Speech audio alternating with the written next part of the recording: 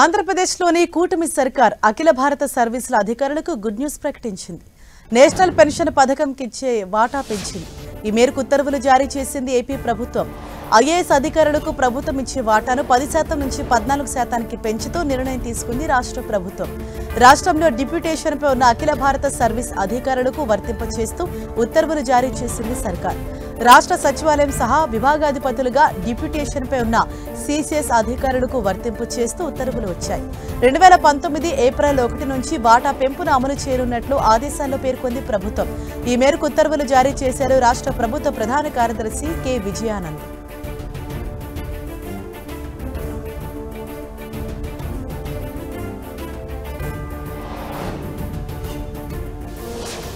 విమానంలో ప్రయాణించాలనుకునే ప్రయాణికులకు ఇండిగో సంస్థ గుడ్ న్యూస్ చెప్పింది.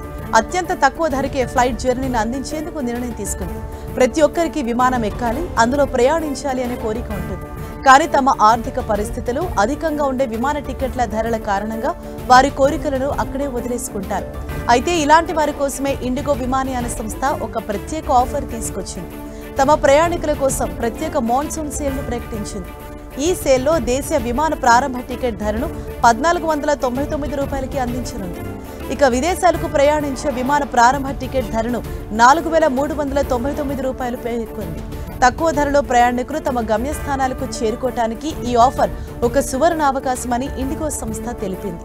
ఈ ప్రత్యేక మాన్సూన్ సేల్ జూలై 18 వరకు అందుబాటులో ఉంటుంది. ఈ మాన్సూన్లో టికెట్లు కొనుగోలు చేసిన ప్రయాణికులు జూలై 22 నుంచి సెప్టెంబర్ 21 మధ్య ప్రయాణాలు సాగించవచ్చు. అయితే ఇండిగో సంస్థ టికెట్లతో పాటు మరిన్ని ఆఫర్లు కూడా ప్రకటించింది.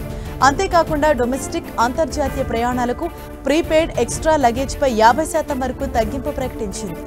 ఈ మాన్సూన్ సేల్ ఆఫర్లను ఇండిగో విమానయాన సంస్థ అధికారిక వెబ్సైట్ లేదా మొబైల్ యాప్, టికెట్ కౌంటర్ల ద్వారా బుక్ చేసుకోవచ్చని తెలిపింది.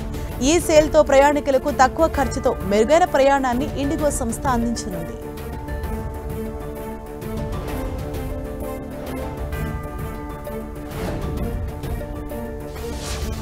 పోస్టాఫీసులో అద్భుతమైన స్కీమ్ అమల్లో ఉంది.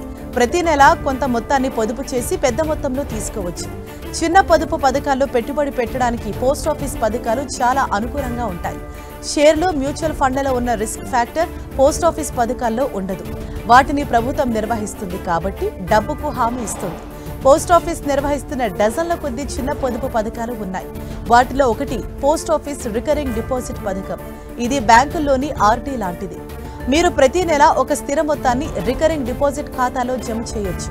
పోస్టాఫీస్ ఆర్డీ పథకం 5 ఏళ్ల కాల పరిమితి ఉంటుంది. మీరు 60 నెలలు చెల్లిస్తే ఒకేసారి రాబడిని పొందవచ్చు. ప్రస్తుతం వడ్డీ రేటు సంవత్సరానికి 6.7% ఉంది. ఈ పథకంలో మీరు నెలకు కనీసం 100 రూపాయలు పెట్టుబడి పెట్టొచ్చు. గరిష్ట పెట్టుబడికి ఎటువంటి పరిమితి లేదు.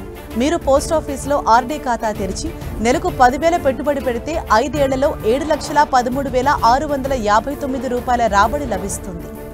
ఈ పథకంలో తెరిచిన ఖాతా 5 సంవత్సరాల పాటు మెచ్యూరిటీ చెందుతుంది. ఆ తర్వాత మీరు దానిని మరో 5 సంవత్సరాలు పొడిగించవచ్చు. మీరు నెలకు 10,000 చొప్పున 10 సంవత్సరాల పాటు పెట్టుబడి పెడితే అది 17 లక్షలు అవుతుంది.